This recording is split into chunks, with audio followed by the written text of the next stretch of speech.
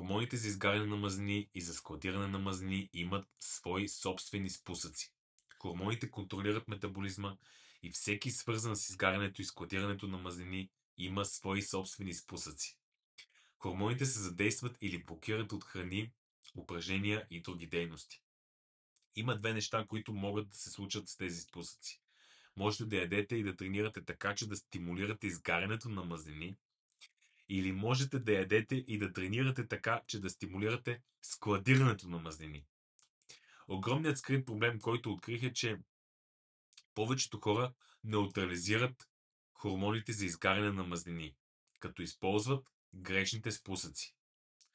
Например, правилното упражнение може да подейства, ако получавате поне 7 часа качествен сън на нощ, докато лош или недостатъчен сън ще попречи на изгарянето на мазнини. Сънят е изключително важен. И само малко количество сладки и въглехидрати хапнати в неподходящ момент през деня, искам да подчертая това, в неподходящ момент, могат да върнат назад процеса на изгаряне на мазнини за същия ден. Ето защо масовият принцип, че всичко в умерени количества е добре, не работи при изгарянето на мазнини.